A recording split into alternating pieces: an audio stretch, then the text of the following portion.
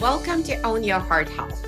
I'm Dr. Regina Druz, your holistic cardiologist. This week, we will dive into common heart health concerns, uncovering root causes, and unpacking scientific discoveries and controversies. The information provided does not constitute medical advice.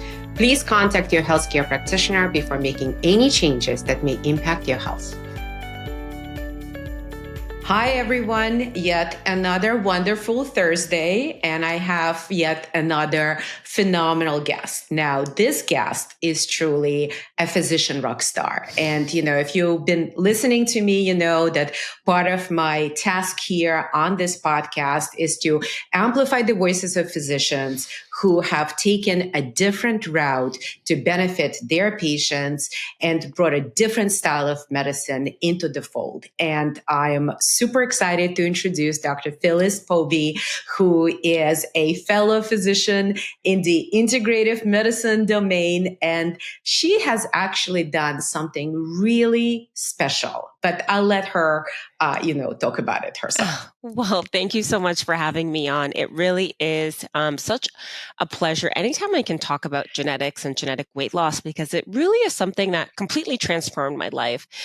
Being an overweight physician was something that brought me a ton of shame.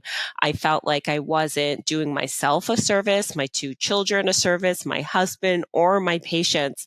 I wasn't giving them the best version of me, but it really and truly wasn't for lack of trying. And I think that a lot of women who are overweight can relate to that, right? Where we've kind of tried all of the different methods that are out there and that are available. And I even tried the cabbage soup diet. I was really so desperate to lose the weight and keep it off. And it wasn't until I delved deep into my genetics that I realized, oh my goodness, I'm not to blame. There really is a reason why I haven't been able to lose weight basically my entire life.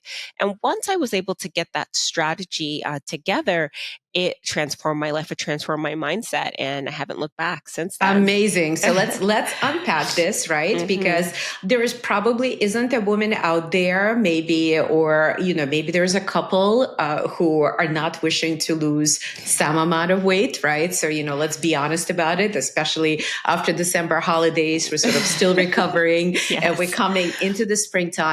So if I understand correctly, you're saying that you've been overweight pretty much throughout the adult life, or was it more like, it snuck up on you after you had your babies and gone through your training? Like how did it happen?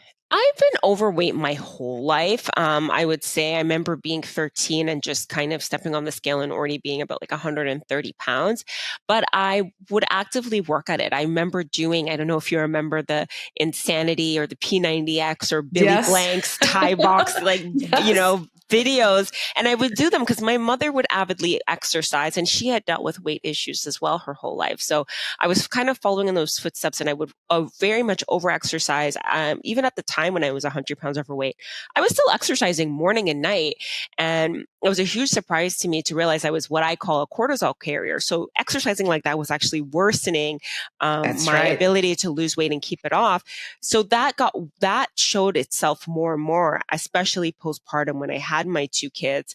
That was when it became a huge issue. I think I could get away with it a little bit more when I was younger, but this is why I work with women over 30. It's a whole different ballgame when we're looking at all of the interplay of all of these hormones.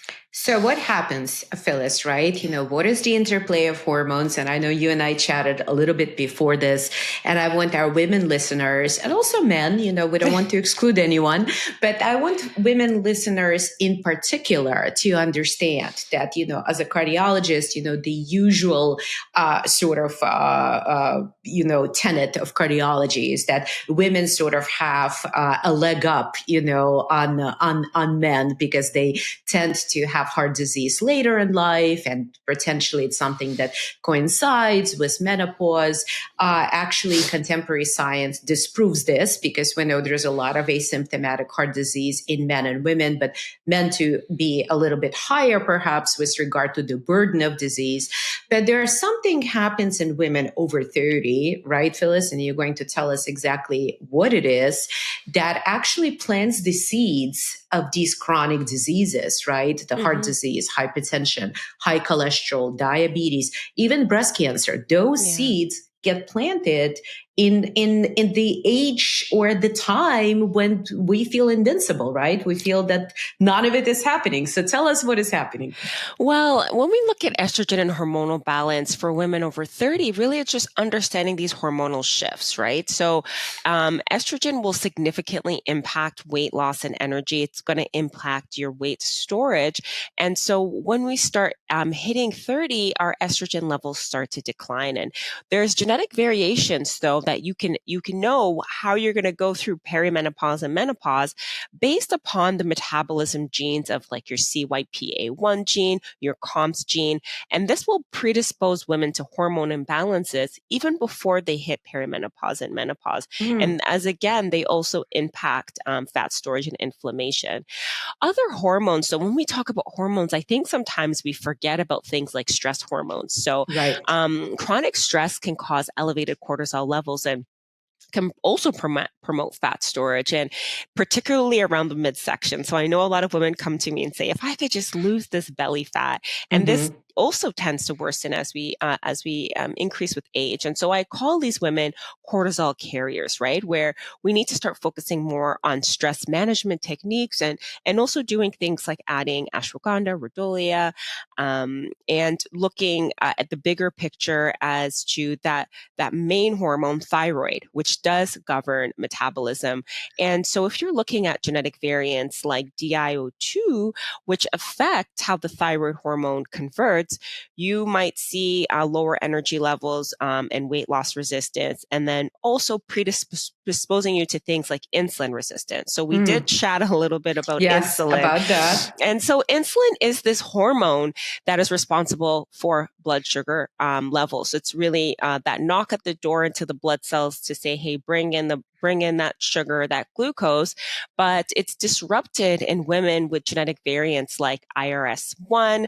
And this is a part what can lead to insulin resistance, weight gain, energy crashes. And so understanding if you're predisposed to things like insulin resistance, which also, as you know, can lead to things like cardiac Yep. disease as well, is going to help you utilize tactics like nutrient timing, reducing processed carbohydrates, incorporating specific types of exercises to improve your insulin sensitivity. Yeah, so this is very interesting because I am trained in functional medicine, and a big part of the functional medicine is sort of recognizing these connections between hormones and influences of the environment, as well as a person's predisposition based on their genetics. And we always, very much in functional medicine, we focus on what is typically called a center of the matrix, because there is something called functional medicine matrix, and that center of the matrix stands for mental, emotional, spiritual, and a big part of it, of course, mental, emotional, spiritual, is the stress load or whether overload and our inability to maintain ourselves in the under the influence of those stress loading conditions, right? Mm-hmm. And so, I think if I'm sort of putting what you're saying correctly is that there are kind of multiple levers that the body sort of pushes on, and the degree of push, whether it's pushing the level up or down, lever up or down, is really genetically guided. But the initial kind of variable that potentially throws this balance out of sorts is that cortisol surge, right? So, Mm-hmm. so how do you, in your patients, for example, how do you measure cortisol surge? How do you know that there are these, as you call them, cortisol carriers? Yeah. What So for defines it? me, we look at from the genetic standpoint. So we are looking at genetic markers like NRC1, where we're seeing the receptor itself. Do you have issues with the receptor and how your body is responding to the hormone itself. And so if that's the issue, then we have to regulate cortisol using stress management techniques. A lot of people have this idea of going to bed and eating a really big meal. I can't go to bed until I'm full or stuffed. And your cortisol hates that. Now I have to process this giant meal. And so I love the idea of just eating when the sun is out, right? Eat when the sun is up, when the sun is down. Don't go and have a huge meal because you're not following your natural circadian rhythm. You're not allowing your cortisol, which should be highest in the morning and then fall at night. You're having your levels all out of whack. And then you wonder why you're in bed doom scrolling, right? Why you can't fall asleep. Can't fall asleep. Yeah. And then you're coming to your doctor and then you maybe want a pill for insomnia when really just a few habits can get you sleeping better and actually burning fat better as well. Perfect. So this is, so I love the fact that you are kind of correlating it to circadian rhythm because, cortisol and melatonin, they're the opposites of each other, right? Yeah. If your cortisol is high, melatonin will be low, you will not be able to sleep. No. And so we know there is a very strong correlation between sleep disruption and actually visceral adiposity, right? Not just weight gain, but sort of that middle weight gain that a lot of us complain about. So you mentioned the receptor in different responses. So what is this specific gene and what kind of responses we would like to have normally and what potentially some women have that is actually is not serving them well? So there's variants in the NR3C1 glucocorticoid receptor.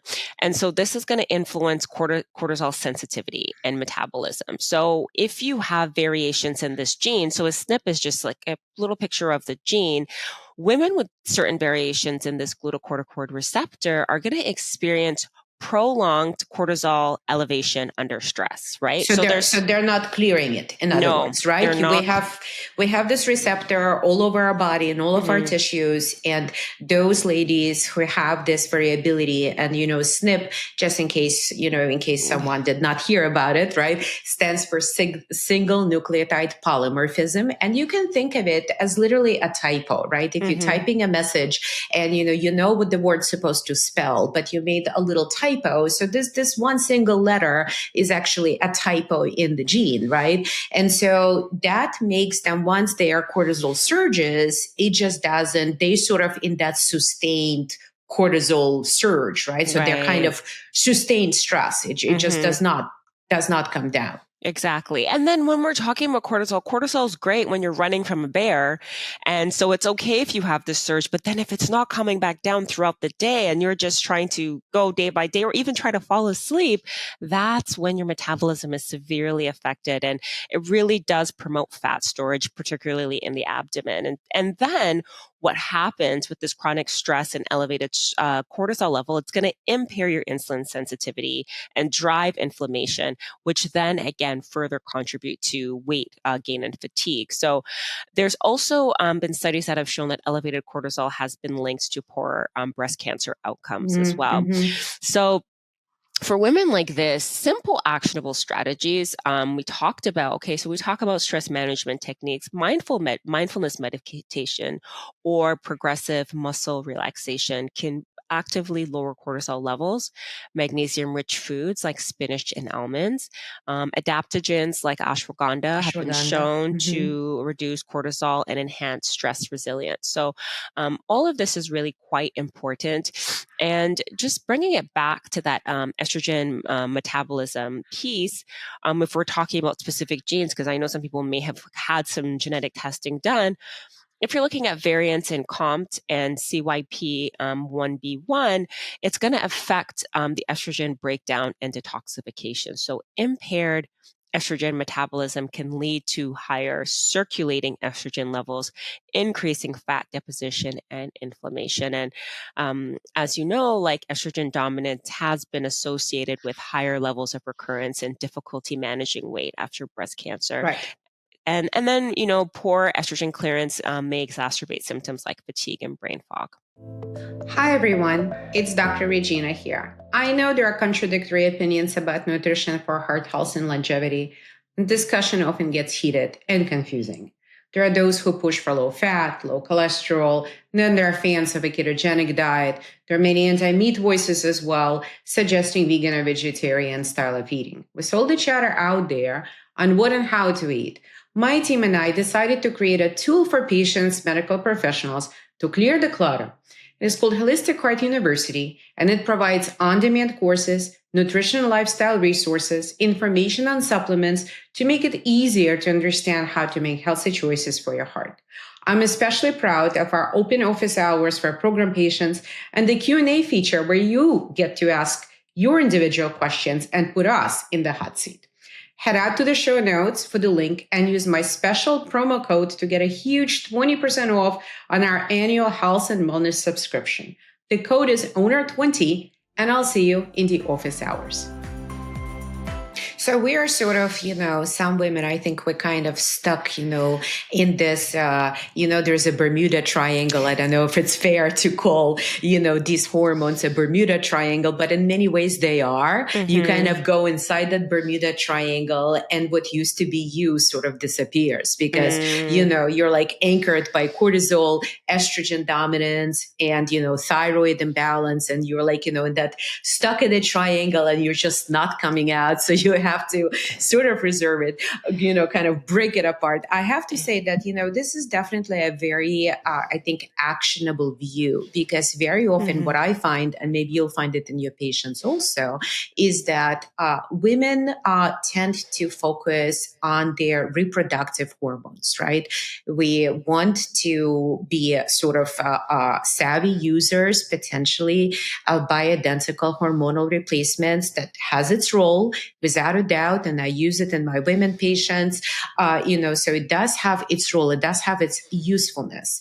But what I see a lot of the time is that women are actually bypassing this initial step, sort of this apex of a triangle.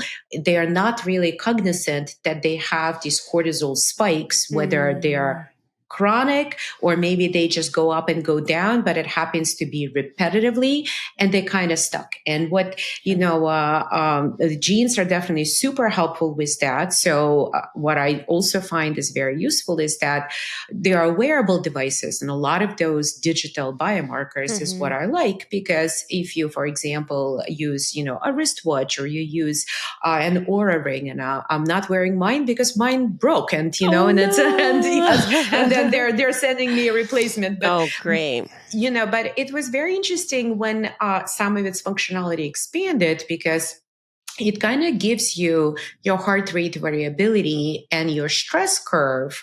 And you begin to understand, you begin to have some insight that there are activities and times in your day where you actually are in that stressed zone.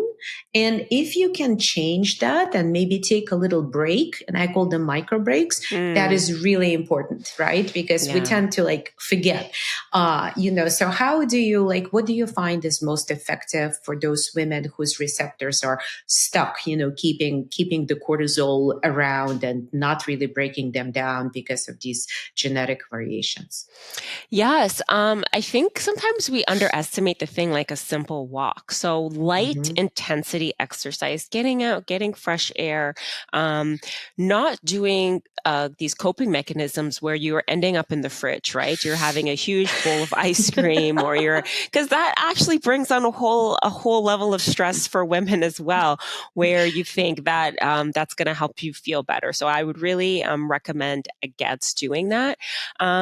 And just also having an idea about your genetics because variants in the clock and the PER3 circadian rhythm genes are going to influence your sleep quality. So if you are really stressed out, high cortisol levels, and you're already having difficulty with stress management, you are also susceptible to stress-related sleep disruptions. And poor sleep is going to exacerbate any hormonal imbalances that you might have and weight gain. So just being mindful of the fact that sleep is something that is helpful and is needed for weight loss. But if you are not able to clear your cortisol, taking that nice walk, using an adaptogen, going on Rhodolia, you might deal with chronic sleep deprivation that is then that is connected to increased levels of ghrelin, which we know as the hunger hormone, and decreased leptin, which is the satiety hormone.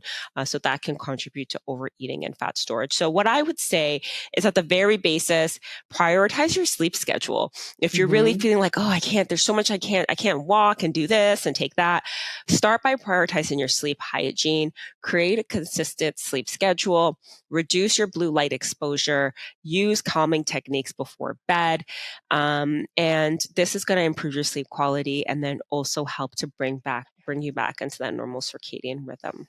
That's very true. And I think if I may add to that, sort of creating a routine that other members of your household can follow. Yes. Obviously, if you have very young children, that could be difficult. But if you have older people, like let's say spouses who want to do their own thing, that's definitely sort of getting them on board together with you and limiting that blue screen exposure. And honestly, even limiting exposure to television, not just because of the blue screen, but because nature of the news tends to be very dynamic, sometimes very upsetting. And so it will create that sort of cortisol spike that sustains itself, even if circadian rhythm is okay, right? So do you actually test the cortisol levels, let's say saliva or urine, or is it primarily based on people's genetics and sort of clinical response? Exactly. Clinical response based on genetics. We do have the option to send for additional testing if you are a cortisol carrier. So we'll just do a saliva test. Saliva test to see.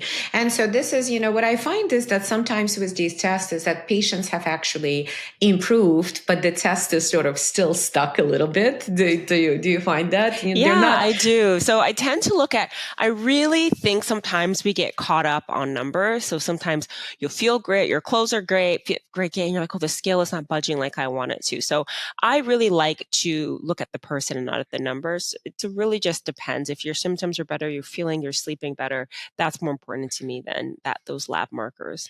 Yeah, absolutely. I agree. And so that brings us kind of, we're still in our Bermuda Triangle. Let's talk about thyroid, because we'll leave the estrogen dominance for last, because that's like a loaded subject. Oh my gosh, a loaded gun. So when we look at thyroid and hormone and metabolism, variants in the DIO2 can influence the conversion of T4 to active T3.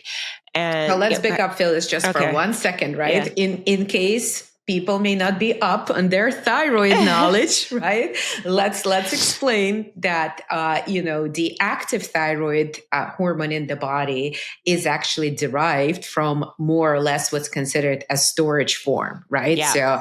So that's really important for people to know, that we kind of have thyroid hormone. That's what we typically call T4 that is available. And the active part of it requires a conversion, and that becomes what's called a T3. And there are a lot of these receptors for T3 all over the body, bones, heart, brain, whatever you wish to go, skeletal muscle.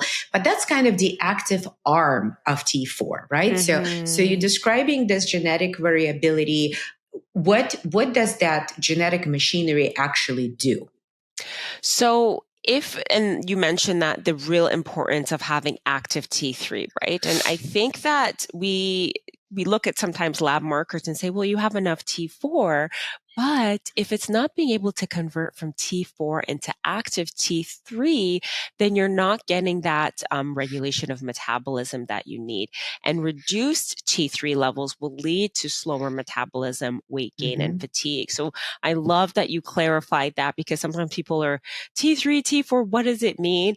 And so just understanding that it's not just about having normal levels of T4, but you want to make sure that conversion is happening to T3 so that you can have the metabolism happening, so that you are not gaining weight, so that you are burning fat in a normal way.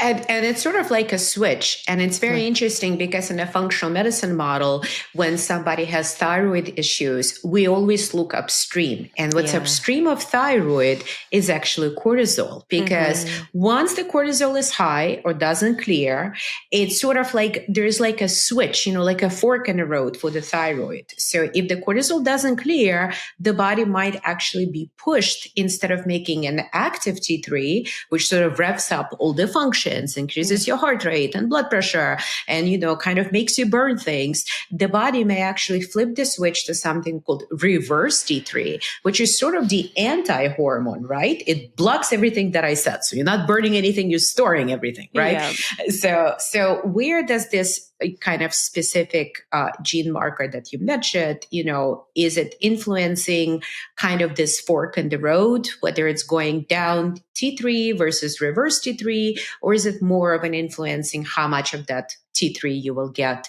in active form? Enough or not enough? It's activating how much of you're going to get down the road. So the conversion of T4 to active T3. But I think that's so important mentioning upstream, because sometimes we really get caught up in, if I just dump more at this end product, then I'll get the result that I need, instead of looking what's upstream. And that's really the essence of root cause medicine. Really, if you're trying to get to the root, you want to see if the whole pathway is working properly as it should. So I'm really glad that you brought that up. Yeah, so that's, I think that's what you're doing with your genetic program, right? You're not just telling them, you have a SNP here or you have a SNP there. Right. You're actually making these connections so that women understand that, there is a pattern in the body. There is a lot of this very intricate biochemical circuitry. We can regulate some of it. Unfortunately, the rest of it we cannot regulate. And maybe that's a good thing, because that's what, keeps us alive. But it is essentially what the root cause resolution medicine is all about, making these connections. So there are women. So how does, very often as women get older, for example, they are in perimenopause or maybe even menopause, right? We have this very difficult time, because the most impactful change, obviously in addition to cortisol and thyroid as well, but the most impactful change is actually affecting the sex steroids, right? Estrogen, progesterone, testosterone, those are kind of key hormones in both men and women. Obviously, they have different amounts. That's what, makes women women and men men. So how does that work in women who are getting older and are noticing sort of this increased weight gain? I had some women patients who said, I've gained 10 pounds in what seems to be 6 months. What is going on? I've gone through this myself, because I never was overweight my entire life, and all of a sudden you hit perimenopause, some stress was involved. And I've seen the numbers. I'm like, I hadn't seen those numbers since I had my babies. This is crazy. And I know for a fact I don't have a baby inside. Yeah. So there is definitely something going on that is just off. I was, stuck inside that Bermuda triangle of weight. So what's actually happening as women get older with those hormones? Yeah, that's a really great question. And so estrogen, and when we break it down to what estrogen is and why it's important, is it plays a really critical role for body fat distribution, for metabolism, and for weight regulation. So I'm sure men are like, whew, thank goodness I don't have to deal with that. And so what we're looking at is the genetic variations. And so some of us will say, I gain weight like my mom. And so we want to see, you might see that because you guys have the same genetic variations in terms of your estrogen. So when we look at the aromatase gene, for example, CYP19A1, this has to do with estrogen production and fat storage. And this gene actually converts testosterone into estrogen. So variants associated with high aromatase activity will lead to higher estrogen levels, which promotes fat storage, especially in the hips, thighs, and lower belly. And so lower aromatase activity will contribute to low estrogen, and this will actually lead to low, poor muscle tone and increased visceral fat accumulation, which of course we don't like, of course. And that's something that's very, very frustrating. Another thing that we need to keep in mind is another variation that we look at is the receptors. I'm always looking at receptors. So ESR1, ESR2, and this is your estrogen sensitivity and fat distribution. And these genes will control how your body responds to estrogen. So ESR1 variants have been linked to higher fat storage in women, increased BMI, difficulty losing weight during menopause. Okay. ER2 variants can affect estrogen's role in metabolism, insulin sensitivity, and inflammation. And this also impacts weight regulation. And another gene that will come up very often when we're talking about hormones metabolism is COMT. So this gene, it breaks down it can break down dopamine, it breaks down estrogen in the liver. It affects estrogen detoxification and metabolism. So if you have fast COMT activity, this will also result in low estrogen levels, energy, and mood. So understanding that menopause-related weight gain is not just about aging and hormonal shifts, but it's about the role about how estrogen declines and the metabolic changes during this transition.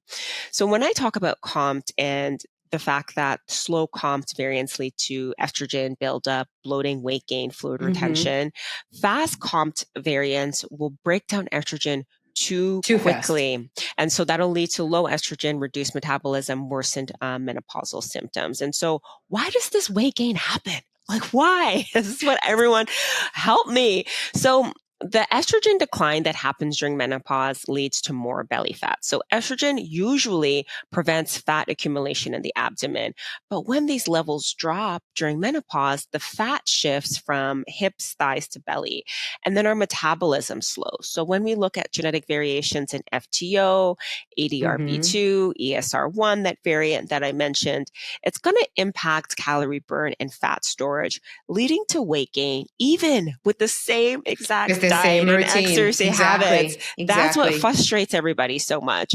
And then the next thing to keep in mind is insulin resistance increases. But before we go to insulin resistance, let's unpack it a little bit more. So Yeah. those two types of estrogen Yeah. receptors, is it that as the hormonal shifts are occurring, because obviously we have these receptors our entire life, they don't Right. just, appear in midlife. They've been Mm-hmm. there. And, Yeah. and for some women, they've been working just fine until the day comes that they don't anymore, right? And Yeah. so is it that when there are these hormonal fluctuations and initially we kind of at the very beginning of menopause, we go transiently through this period of Mm-hmm. estrogen dominance.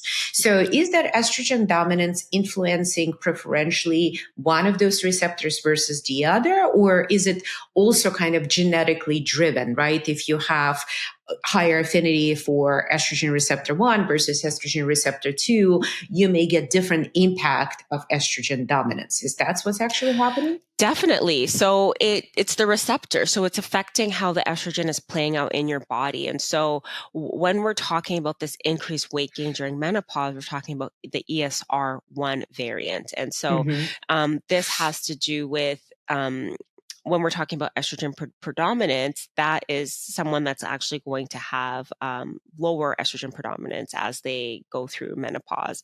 And so having that understanding before you even start to go through menopause can prepare you, because then what you're going to want to do is find out what are ways that I can optimize weight loss based upon my estrogen genetics. How can I support things like estrogen detox during that time of estrogen predominance? So making sure that you're doing things like cruciferous vegetables, broccoli, cauliflower, fiber supplements like DIM, or can help eliminate that excess estrogen at that period of time. You want to make sure that you're balancing your carbs and your proteins. So estrogen sensitive individuals actually at that time are going to need moderate carbohydrate, high protein diet to stabilize their blood sugar and reduce their fat storage.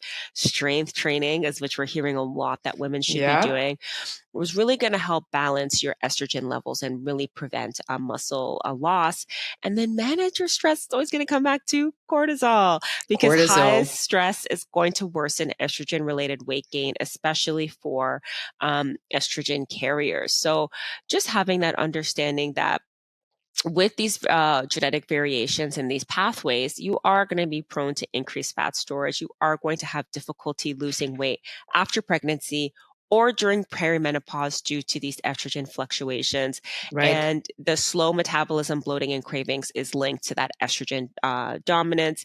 And you'll have more weight gain with hormonal birth birth control or even with HRT due to estrogen metabolic inefficiency. So don't be so quick to hop on HRT without understanding your genetics. I am so glad you said it. I am really glad you said it, because I'm sort of seeing a very worrisome trend. I'm always obviously for giving any one of us, all of our patients, agency over what we want to do with our bodies, right? But we are seeing proliferation of a lot direct to consumer hormonal prescription dispensaries, whether they're bioidentical or maybe less bioidentical, without necessarily addressing these more intricate considerations. What are the genetic pathways? What are the detox pathways? Where does one stand with regard to cortisol exposures and cortisol handling, right? If you're a cortisol carrier and on top of it, you're estrogen dominant, then, going on bioidentical hormones is not likely to be impactful, just the opposite. And I had seen many women, unfortunately, this is exactly the time when they start to come into cardiology, because guess what they have, right? Mm-hmm. They have high blood pressure, they have abnormal lipids, they begin to have chest pain, some of it actually vasospastic. So it sort of starts to snowball, all coming together. So what would you say then, Phyllis? This is a question that always sort of bothered me, because there really isn't a great or straightforward answer. But I had seen some physicians do this, and I think, some patients seem to have benefit. But there are some doctors who feel that women will benefit from bumping up their testosterone when they're going into menopause. What are your thoughts on that? Yeah, I've seen some benefits. It depends on what symptoms that you're trying to treat. So I've seen that some doctors put women on testosterone so that they can have better sleep. But just keep in mind that some of your testosterone will then be converted into estrogen. Estrogen, so yep. If you're dealing with estrogen predominance, adding testosterone will actually worsen some of your symptoms. And so I'm really on the fence with that. What I do like to do, usually since we are dealing with weight issues, I focus more so on estrogen and getting rid of that estrogen excess. So detoxifying people, and especially if, they are, the COMT, the way to understand COMT, I always tell my patients, well, you're smart, sensitive, super achiever. That means you're not breaking down your estrogen well, and that's sort of like what those SNPs are. But, that's a great point, because, what also interesting, and I'm sure you're seeing it clinically, is that there are sort of different set points from woman to woman, right? There are some women who are definitely need to be at a certain estrogen level that for another woman, if she were at that level, she would not feel great, because she would be technically considered estrogen dominant or predominant and will have symptoms opposite of what, perhaps her friend has. So this is definitely something kind of a moving target. So walk us through, kind of, if you were to say, what are, the top 3 or the top 5 genetic variabilities that every woman who is heading, over 30, and especially considering that eventually will head into perimenopause and menopause, what should every woman know about herself? You mentioned some already, but we'll try to narrow them down, right? Like what are, like, let's say, you absolutely must know these 3 or these 5. You have to know if about your cortisol levels. You need to know about if you're a cortisol carrier, because for women with cortisol carrier traits, postmenopausal stress and high cortisol levels is going to lead to persistent belly fat and cravings for sugar and carbs. You have to know if you're a sugar shaper. And all of these terms I mentioned in my book, Lean Genes. That's right. In Lean Genes, I talk about the 12 genetic avatars that I've been able to group women into. So knowing your genetic avatar is going to be a game changer for you, because it's the story of you. And so another genetic avatar is sugar shapers. And So who are sugar shapers? I like that. Yeah, sugar shapers are women who are more prone to insulin resistance. And so as we get into menopause, insulin resistance increases. And so lower estrogen is going to make you less responsive to insulin. And then again, meaning more fat stored instead of burned for energy. And then I also encourage women to know about their dopamine. Are you a dopamine driver? Because sometimes we have dealt with things like ADHD or low dopamine or dopamine receptor issues, and we just have powered through life, right? But then when we get to a certain stage in life, it's almost like we're always getting up and going to the fridge. That's just can be out of the fact that you're self-medicating with your food. That high sugar is actually giving you a dopamine rush.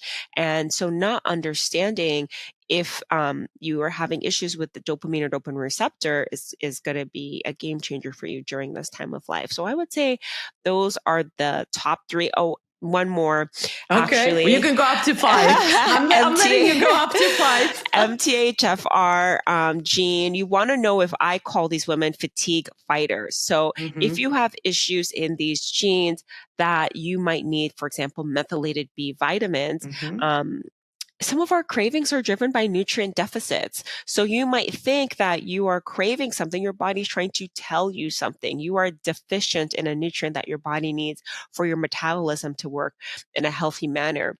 You may have been able to get away with it when you were younger, but now you're really in this place where you've been nutrient deficient for decades. You're in the Bermuda Triangle. Yeah, exactly. That's what's happening. So those cravings can get very intense. I would crave chocolate like crazy, and it really was a magnesium deficiency. So the soil that our food is grown in is not the same soil that we had 30, 40 years ago. And so you might really find yourself overfed but undernourished. So really listening to your body and making sure that you're either doing a genetic test or some blood work to see what nutrients you might be deficient in. And ideally both. And actually, what we have something called Hartwell Toolkit that I do with my patients, a home-based test. It's both genetics and the blood work, the actual finger stick blood work that allows us to understand, where are they with regards to things that you're mentioning, and especially focuses on things like cardiometabolic and, issues with cholesterol, and even some parts of this nutritional genetic analysis that could help us to figure out, well, what is it that they should be doing? And, I think you brought up a very important point. And one of the previous shows here, I talked a lot about the 3 O's that are jeopardizing weight loss in women, right? And it was over fasting, right? Women fasting way too much, surging the cortisol up, right? Over restricting, and that were carbs. Just as you said, some carb cycling has to take place, especially around menopause, if we want to maintain muscle mass and actually shrink the fat deposits. And the third one was overstressing. And overstressing is a little bit more generalized, but it's basically not really investing actively in building your stress resiliency, just powering through because there's so many things on your plate and you have to do so many, so much, and just not even being aware that, it's really undoing your body sort of day by day by day. So I'm curious your thoughts on obviously, genetics, metabolism, hormones, fascinating, love it. And, patients benefit tremendously from getting access to this level of information. But one would say, who cares? Just give them, Ozempic or Zepbound. So now you're holding, I hope the people who are listening are actually now going to YouTube, because I want you to see what Phyllis just did. She was sort of like giving me a universal heart attack sign. Okay. So what do you think of this approach? Pharmacotherapy. Pharmacotherapy. And I mentioned back about really being able to listen to your body. I know that people like Ozempic because it gets rid of that food noise. But again, that's telling a story, right? If you are having cravings because there's a nutrient deficiency, silencing that food noise does not fix the underlying issue. Silencing that food noise does not fix your issues with cortisol or Mhm. hormone imbalance. So, really just trusting that your body is telling you something and not trying to silence your body is the best course of action, because when you come off these medications, not only have you slowed down your metabolism because you're not eating as much, now you've come into this muscle loss phase. When you start Mhm. eating at a slower metabolism, there's rapid weight gain, and you're not gaining back muscle, you're getting back Right. fat. Right. And so you're actually worse metabolically than when you first started. And so I'm really not a huge proponent of these medications. Yeah, yeah, I agree Yeah. with you. I do use them obviously, but our use case is a little bit different because, in integrative cardiology, holistic cardiology, we are trying to lower inflammation and specifically lower the impact on the heart, right? And there are quite a few patients who essentially have deposits of fat, not just in terms of their belly, what we can see, but actually surrounding the heart itself and even surrounding the heart vessels. So that's why a lot of data that came out, for example, from semaglutide trials was showing improvement in cardiac outcomes that were not necessarily driving one to one with weight loss, because there was a loss of fat, sort of remodeling of this adiposity in another location that was important cardiovascular. But we typically, but what you're bringing up are very valid concerns, because typically we do modified regimen. I think it's more colloquially known as microdosing, and that's essentially to allow to mitigate the side effects and just as you said, switch the pattern, listen to the body, switch the pattern, have a lifestyle intervention that becomes the foundation upon which one can build further things that are a little bit more, I guess, interventional or more aggressive, right? But without that foundation, you can't really have a sustained success. Exactly. And so I'm so glad to, and of course that integrative piece is something that's going to keep the weight off for longer, forever, essentially. And you don't want to yo-yo, because you don't want to lose that muscle mass and then gain back Mm-hmm. fat mass. And the heart is a muscle. How does the heart kind of react to drastic weight loss? Is there studies that show that it affects heart function? Hi, everyone. It's Dr. Regina here. Many of my colleagues and I are noticing patients coming to us with self ordered blood tests.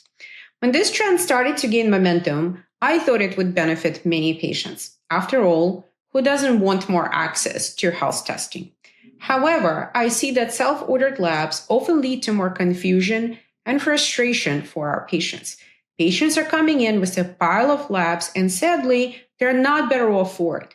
This is why we at Holistic Card Centers have launched Heartwell Toolkits, a curated collection of blood and genetic markers that one can get at home, focused on heart and brain health, gives you all the data you need to make informed and actionable health decisions. The toolkits can be ordered at our shop on holisticcardcenters.com. You can find the link in the show notes. Use the code TESTING10 to get 10% off and free shipping. So, there's been sort of some animal studies suggesting that there may have been changes in ejection fraction, but nothing, in human Mm-hmm. kind of studies. We have very interesting studies in heart failure patients, but it's a specific type of heart failure patients. It's patients who actually have something called heart failure with preserved ejection fraction, which means the number itself isn't bad. It's actually might be too good, and too good of that particular type is not good actually. But these patients tend to have thick hearts, and very often they actually have a layer of fat that sits on top of the heart, and it's called epicardial, which means on top of adipose tissue, right? Mm-hmm. So fat right surrounds the heart, and in many ways it sort of acts as a constraint, right? It sort of squeezes the heart, prevents the heart from expanding, because the heart needs to expand when it fills Mm-hmm. with blood and then, of course, contract. And in many ways, it's actually behaving almost like cancer cells because it Mm. infiltrates the heart muscle. And so we know now, because there's a lot of imaging studies that are available to us, and with the artificial intelligence, there is an opportunity. For example, when we look at cardiac CT, we can quantify, or cardiac MRI, how much of that fat around the heart and even around the heart blood vessels, how much is there? And what we know is that patients who tend to have higher amounts clinically are doing much worse. This type of fat is correlated to new onset atrial fibrillation, progression from paroxysmal to permanent atrial fibrillation, something called coronary microvascular dysfunction, which is a terrible yet fascinating disorder in women that we'll discuss at some point. And of course, this heart failure with preserved ejection fraction, which now has been termed obesity phenotype heart failure. So the semaglutide and related medications like SGLT2 inhibitors have actually shown significant improvement in those patients. But you are right that if it's not a person's situation, we don't know long term if potentially some impact on the amount of the heart muscle will actually occur in patients who are not starting necessarily with these big insulated fat deposits around the heart. So very interesting. Interesting. It is always fascinating to learn more and more about these medications. Yeah, exactly. So I think an integrative approach, it is important, just as you pointed out. I think the knowledge of genetics, very intricate and sort of fairly well known, right? It's no longer really considered experimental. People have been known this.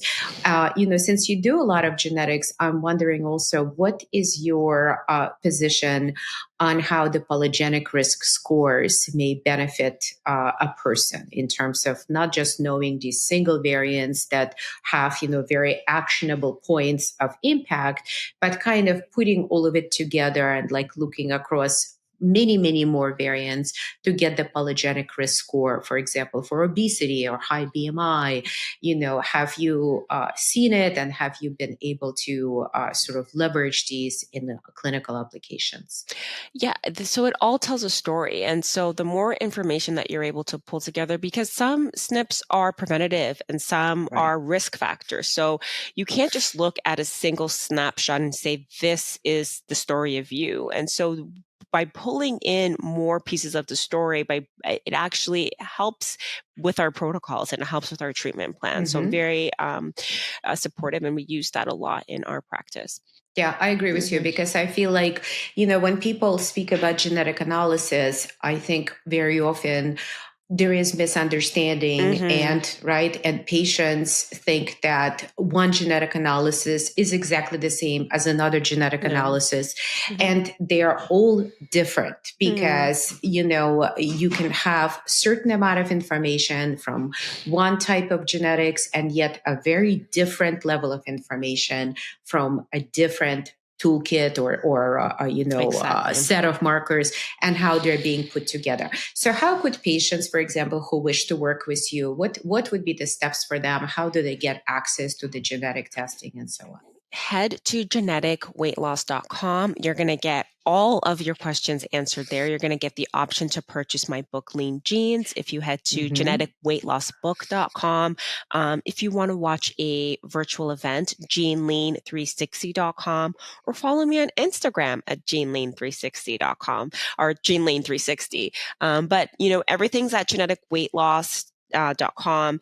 It's a great place to get started and find out more information about the avatars, book a consultation with me, and I would love to connect with you. Awesome. So this is, so you heard it here. I am enjoying your book very much. I'm halfway through, but, I will finish, so I just admitted to the world that I didn't finish. But I think this has been such an informative really thinks that I love how you assign it into genetic phenotypes, because the essence of personalization is what we call endophenotyping, right? So this is really figuring out what are those genetic connections that are actually making sense, and giving our patients things which are actionable, that don't waste their time and money, right? That actually get them to goal, right? It's a process. You build block by block. It's not magical, because you can't just, snap your fingers and get there. But as your personal story shows, it is absolutely 100% possible. Definitely. Thank you so much for having me. You're great, Phyllis. It was a pleasure. Take care. Take care. Bye. Bye. Hi to all professionals listening to us today. If you're thinking of launching a cardiometabolic or integrative cardiology program in your practice, we can help. At the Holistic Card Centers, we help docs in practice to expand into hybrid or concierge services. Head out to the show notes and click on the application link. Your intro call is entirely free. Ready to schedule a practice review? Use code DOC10 for 10% off our Practice Power Hour 16 minutes coaching session. The link is in the show notes. Thank you for tuning in to Own Your Heart Health with Dr. Regina Druz. This podcast is powered by Holistic Card Centers. If you enjoy the show, please rate and review us on your favorite podcast platform. To learn more about our services, visit holisticcardcenters.com and subscribe to our YouTube channel. The link is in the show notes. See you next week.